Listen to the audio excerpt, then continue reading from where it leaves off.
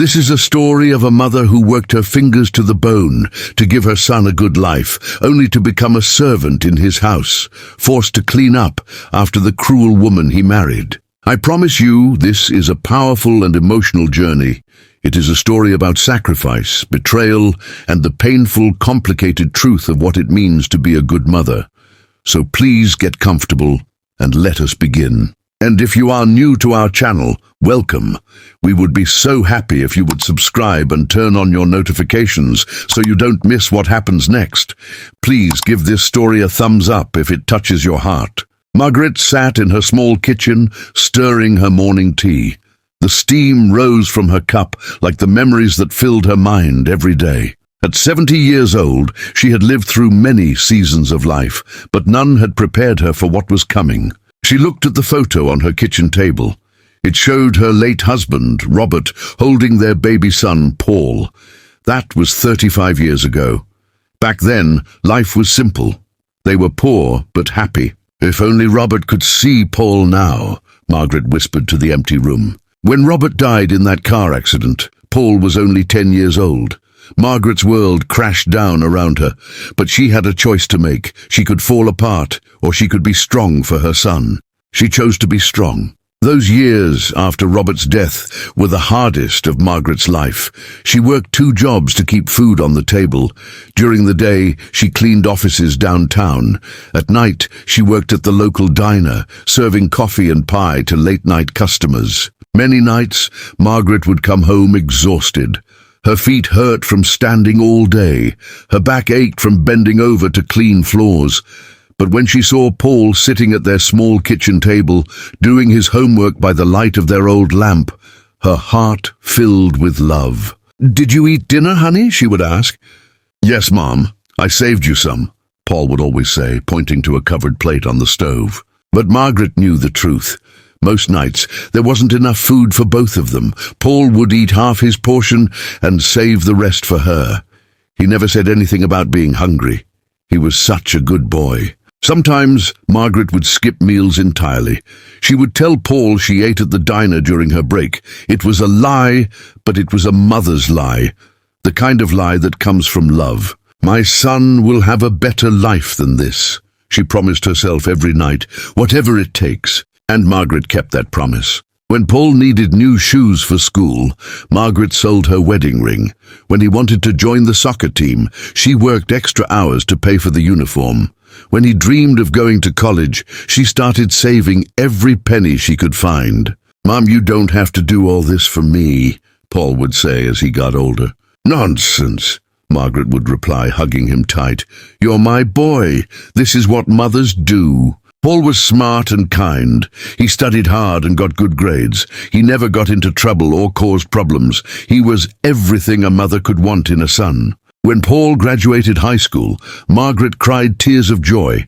When he got accepted to college, she cried even harder. She had saved enough money to pay for his first year. After that, Paul got a scholarship to finish his degree. 4 years later, Paul walked across that graduation stage. Margaret sat in the audience, wearing her best dress. It was old and faded, but she had pressed it carefully that morning. She clapped so hard her hands hurt. "I did it, Mom," Paul said, hugging her after the ceremony.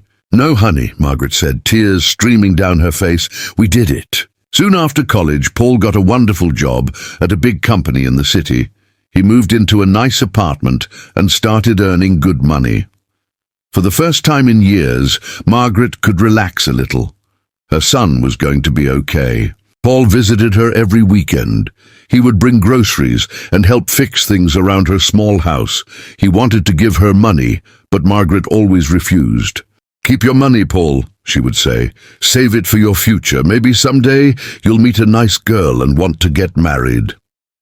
Margaret's greatest dream was to see Paul happy and settled with a family of his own. She imagined having grandchildren to spoil and love. She pictured family dinners and holiday celebrations filled with laughter. 2 years later, Paul called her with exciting news. "Mom, I want you to meet someone special," he said over the phone. His voice was full of happiness. "Oh, Paul, tell me everything." "Her name is Lisa. She's beautiful and smart. I think you're going to love her." Margaret's heart soared. Her son had found love. This was what she'd been waiting for all these years. The next Sunday, Paul brought Lisa to Margaret's house for dinner. Margaret had spent all week preparing. She bought the best ingredients she could afford. She cleaned her house from top to bottom. She even bought new curtains for the living room. When Lisa walked through the door, Margaret gasped. She was indeed beautiful, tall and elegant, with perfect hair and expensive clothes. She looked like a movie star. "Lisa, this is my mother, Margaret," Paul said proudly. "Hello, Mrs. Johnson," Lisa said with a bright smile. "Paul has told me so much about you." "Please call me Margaret," she replied, already feeling like Lisa was part of the family. During dinner, Lisa was charming. She complimented Margaret's cooking and asked questions about Paul's childhood. She laughed at Margaret's stories and seemed genuinely interested in everything she said. "You raised an amazing man," Lisa told Margaret as they cleared the dishes together. "He's my pride and joy," Margaret replied, beaming with happiness.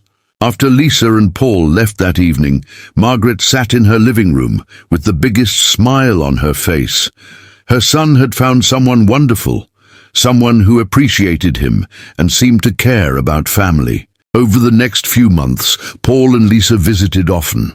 Every time they came, Margaret felt more certain that Lisa was perfect for her son.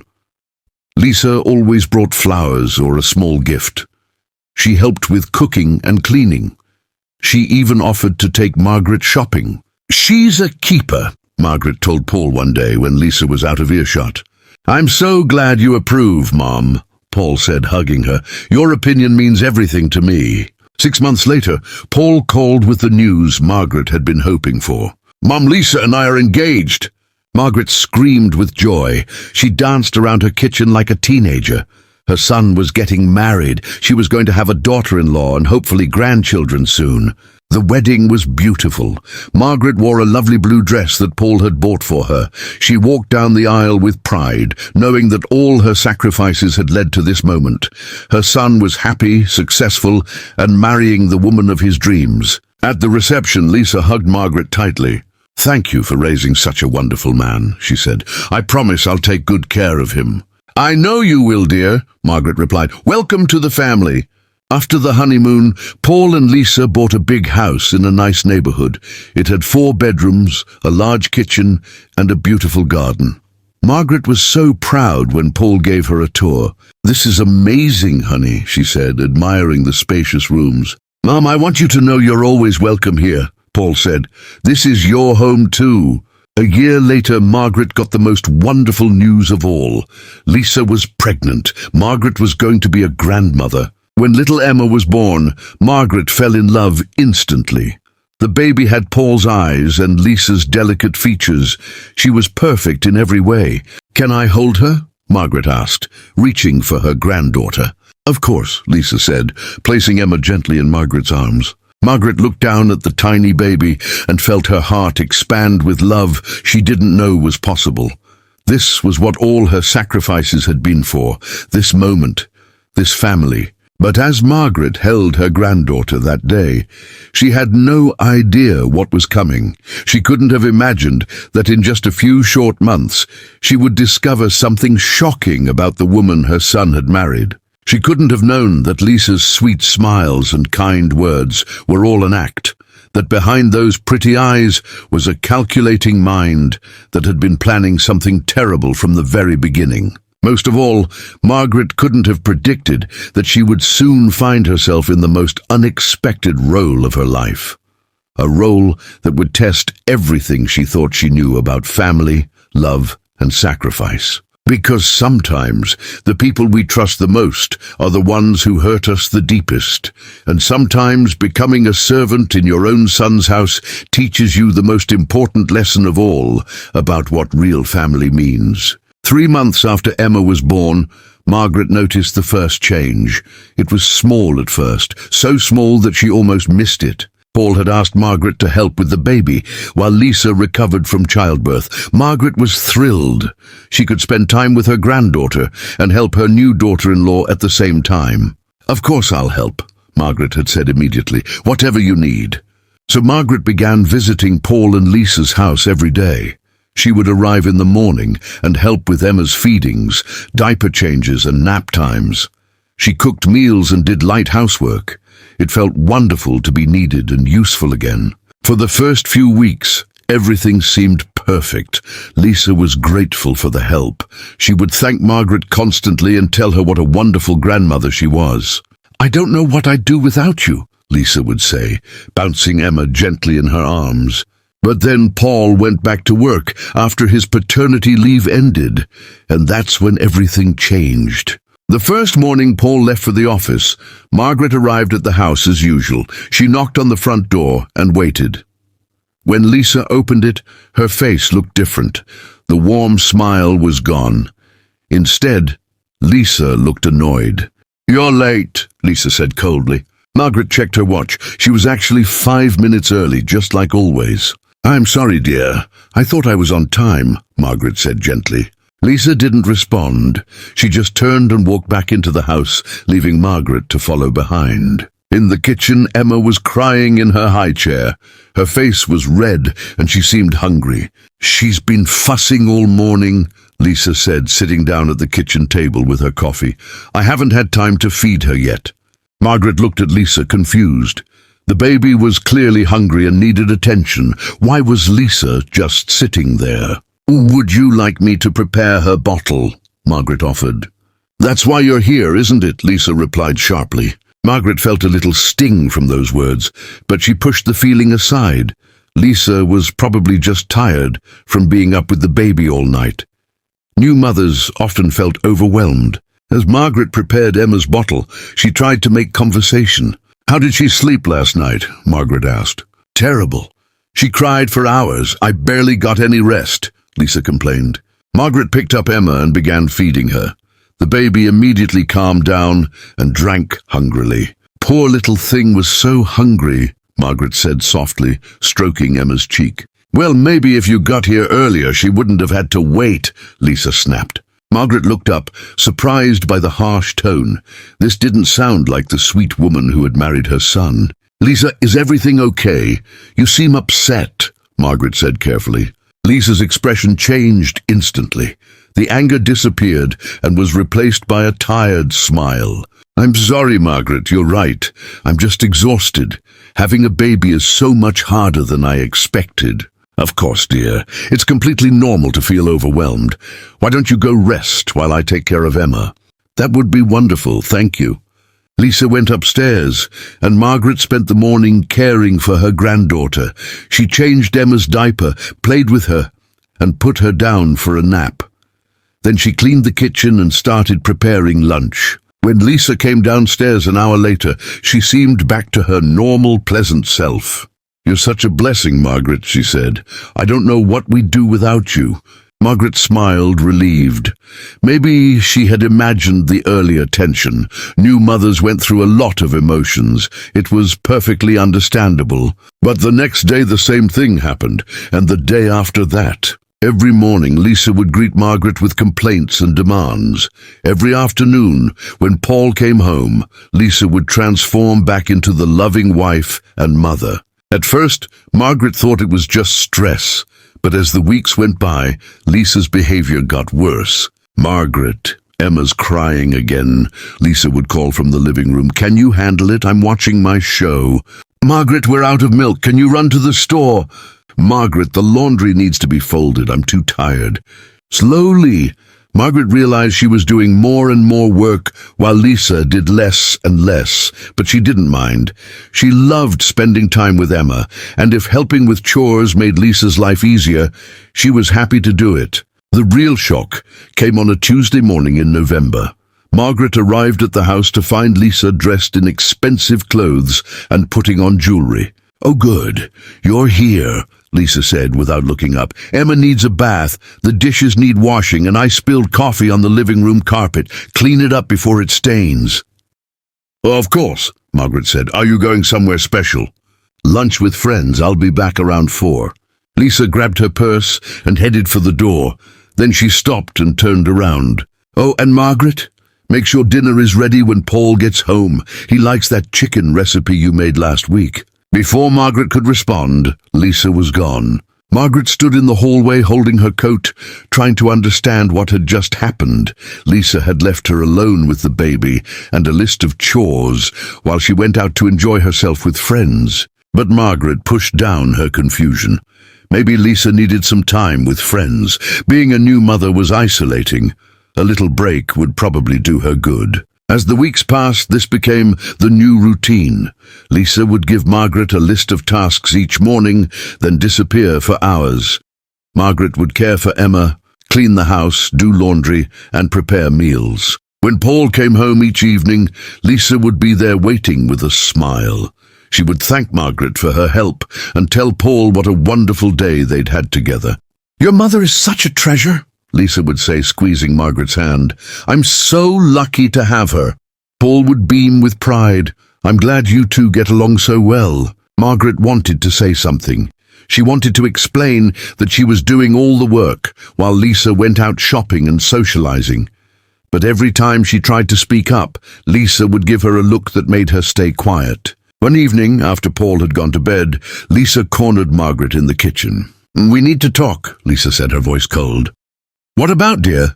"About your attitude lately. You seem unhappy." Margaret was confused. "I'm not unhappy. I love spending time with Emma." "Good, because I'd hate for Paul to think you don't want to help us. He works so hard to provide for this family. The last thing he needs is stress at home." "I would never want to cause Paul stress," Margaret said. "I'm glad we understand each other," Lisa smiled. But it wasn't a warm smile. It was the smile of someone who had just won a game. That night, Margaret lay in her own bed, staring at the ceiling. Something was very wrong, but she couldn't put her finger on it. Lisa was manipulating the situation somehow, but Margaret didn't know how to prove it. The next morning brought a new shock. When Margaret arrived at the house, Lisa was waiting with a uniform. "What's this?" Margaret asked, looking at the grey dress and white apron. "I thought it would be easier if you had proper clothes for housework. You keep getting your nice outfits dirty." Margaret stared at the uniform. It looked exactly like what a maid would wear. "Lisa, I don't think I need a uniform. I'm just helping out as Emma's grandmother." Lisa's expression hardened. "Margaret, let's be clear about something. You're not just helping out. You're working here. And if you're going to work in my house, you need to look professional." "Your house," Margaret repeated quietly. "That's right, my house. Paul bought this house for me and Emma. You're here because I allow it." Margaret felt like she'd been slapped. This was her son's house too. She had helped raise the man who paid for it with his hard work. "Now," Lisa continued, "put on the uniform and get to work. Emma needs her breakfast and I have plans." With shaking hands, Margaret took the uniform. She went to the bathroom and put it on. When she looked in the mirror, she hardly recognized herself. She looked like a servant. When she came out, Lisa was already at the door with her purse. "Much better," Lisa said with satisfaction. "Oh, and Margaret, when Paul asks how your day was, tell him you had a lovely time with Emma and me. We wouldn't want him to worry about anything, would we?" And with that threat hanging in the air, Lisa left Margaret alone in the big house, wearing a maid's uniform, to care for the granddaughter she loved more than life itself. As Margaret fed Emma her bottle, tears fell down her cheeks. How had her dream of being a loving grandmother turned into this nightmare? And how could she tell Paul the truth when Lisa had made it clear that speaking up would only cause him pain? But the worst part was still to come, because Lisa had plans that went far beyond making Margaret do housework. Plans that would break Margaret's heart in ways she never imagined possible. Winter arrived early that year, bringing cold winds and shorter days. But the chill outside was nothing compared to the coldness that had settled over Paul's house. Margaret had been wearing the grey uniform for 3 weeks now. Every morning, she would put on the maid's dress and white apron, feeling a little piece of her dignity slip away. But she endured it for Emma. Her granddaughter was the light in this growing darkness. Lisa's demands had grown worse with each passing day. No longer content with just housework and childcare, she began treating Margaret like a servant in every way. "Margaret, my coffee is cold," Lisa would call from the living room. "Bring me a fresh cup." "Margaret, I dropped my earring in the bathroom. Get on your hands and knees and find it. Margaret, the toilet needs scrubbing. Make sure you use the brush, not just spray. Each command felt like a small knife cutting into Margaret's heart. But she bit her tongue and did as she was asked. She told herself it was temporary. Things would get better somehow. The worst part was watching Lisa with Emma. When Paul was home, Lisa would hold the baby, coo over her and play the perfect mother. But when Paul left for work, Lisa barely paid attention to her own daughter. "She's crying again," Lisa would say with annoyance, as if Emma was bothering her on purpose. "She's just hungry, dear," Margaret would say gently, reaching for the baby. "Well, feed her then, that's what you're here for." Margaret would scoop Emma into her arms, feeling her heart break a little more.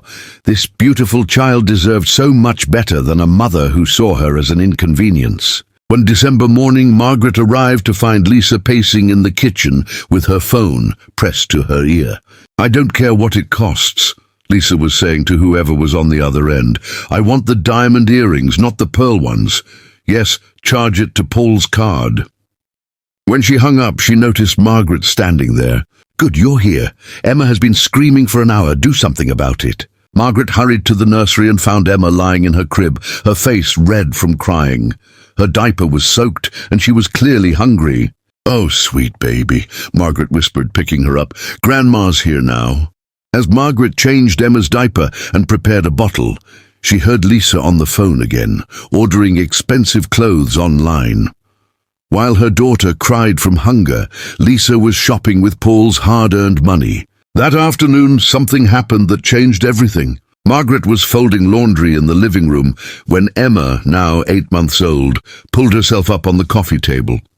She took her first wobbly steps toward Margaret, her little arms outstretched. "Oh my goodness!" Margaret gasped, dropping the clothes. "Emma's walking! Lisa, come quick, she's taking her first steps!" But Lisa didn't come running like any normal mother would. Instead, she appeared in the doorway with a frown on her face. "What's all the noise about?" she asked irritably. "Emma just took her first steps. Isn't it wonderful?" Lisa looked at her daughter, who was now clinging to Margaret's legs, and shrugged. "She was bound to walk eventually. Clean up those clothes you dropped." Margaret stared at Lisa in shock. How could any mother be so cold about such an important milestone? Margaret wanted to call Paul immediately and share the exciting news, but Lisa's expression warned her not to. Later that evening, when Paul came home, Lisa was the one who announced the news. "Guess what, honey?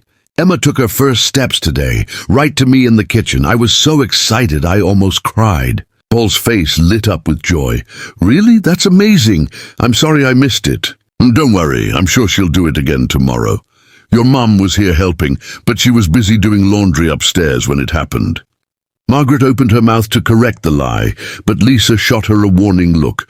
Paul was so happy about Emma's milestone that Margaret couldn't bear to spoil his joy with the truth. But that lie was just the beginning. As the weeks passed, Lisa began telling Emma that Margaret wasn't her grandmother at all. "Emma, say hi to Margaret," Lisa would say when Paul wasn't around. "She's our maid. She cleans our house and takes care of you while I'm busy."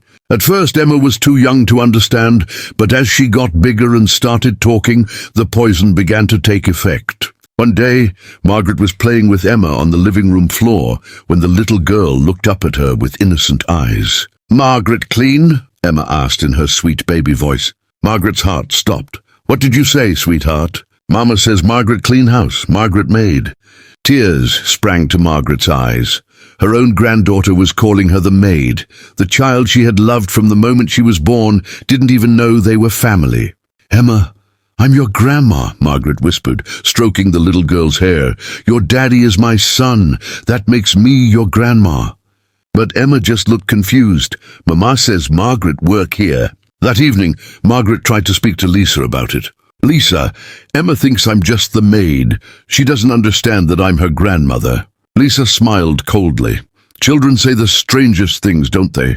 I can't control what comes out of her mouth. But you're telling her that I'm not family. You're poisoning her against me." "I'm not doing anything," Lisa said with false innocence.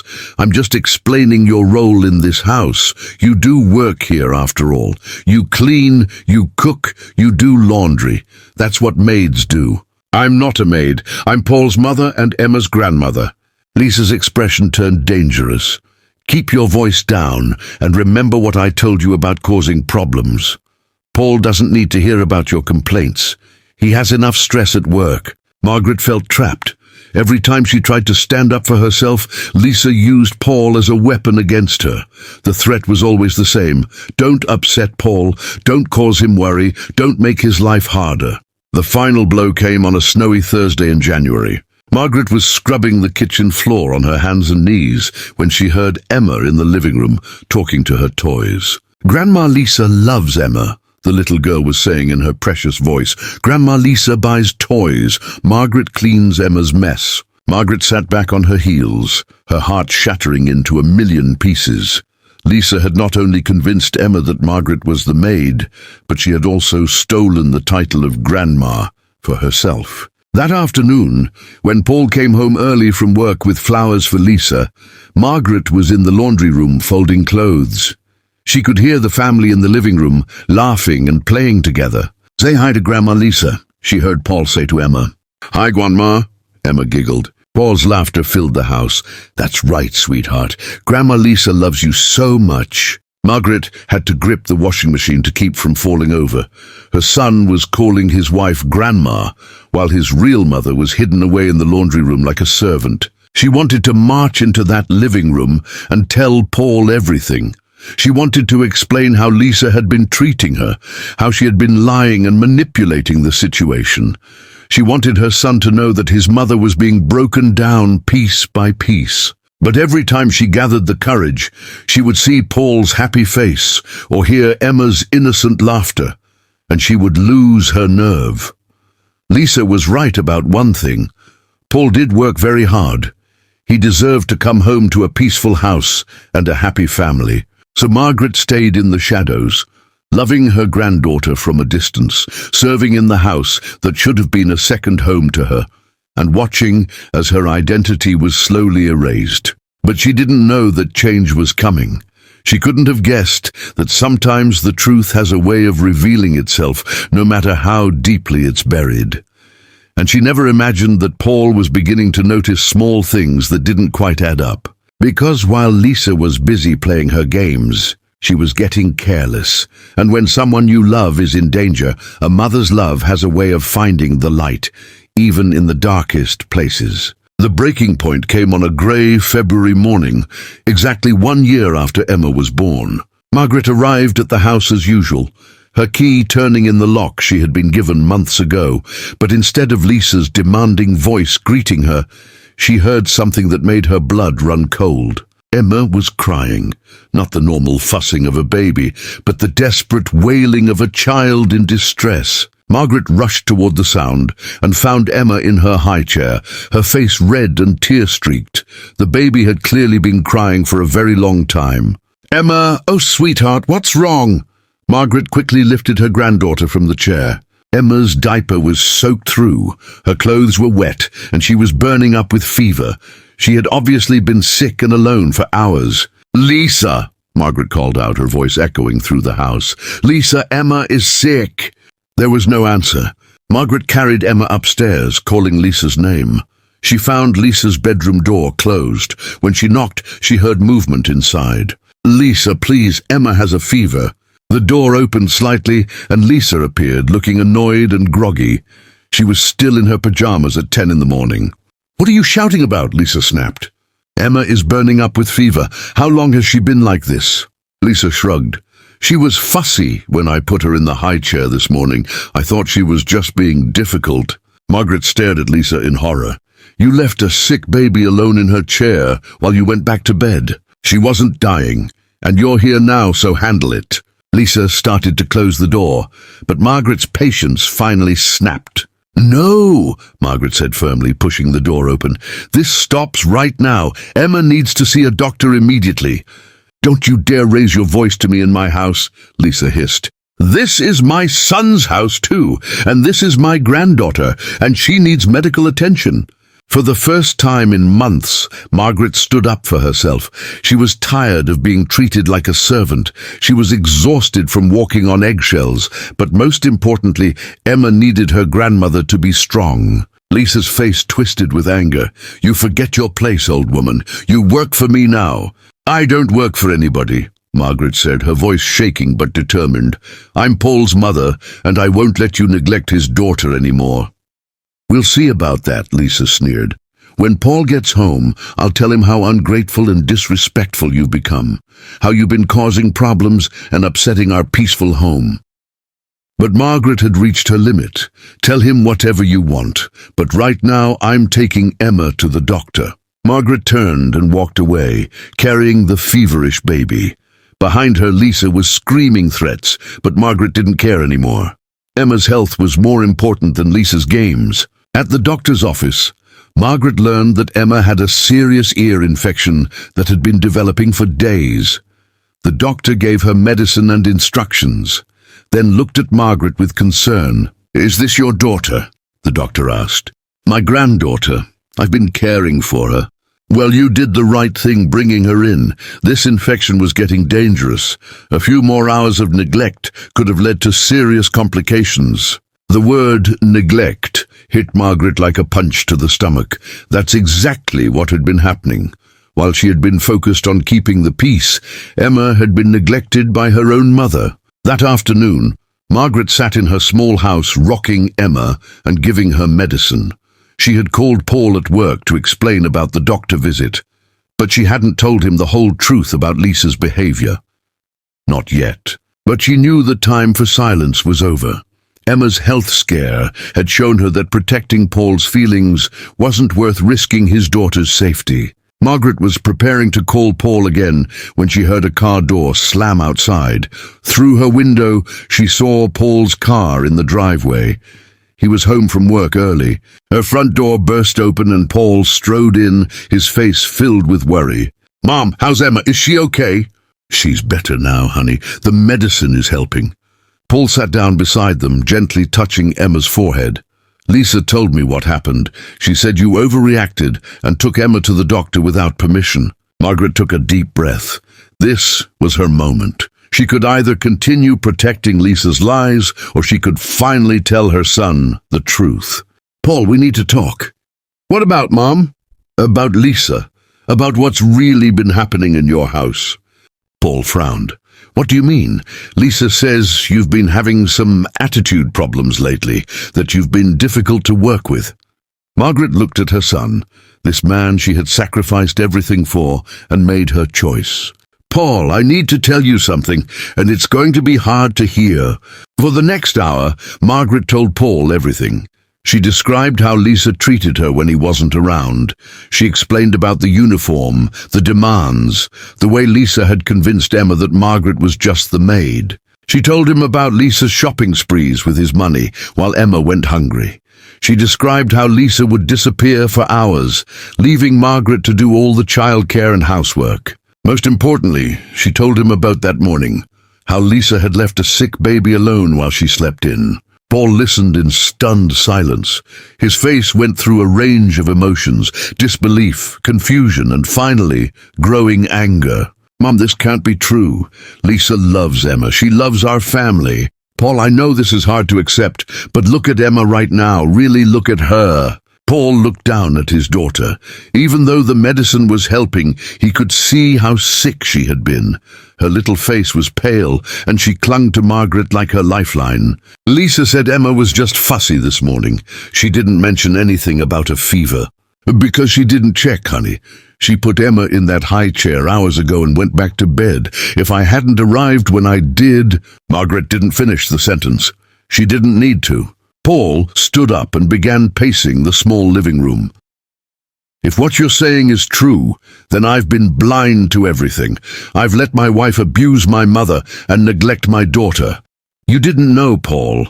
Lisa is very good at hiding her true nature when you're around." "But I should have seen the signs.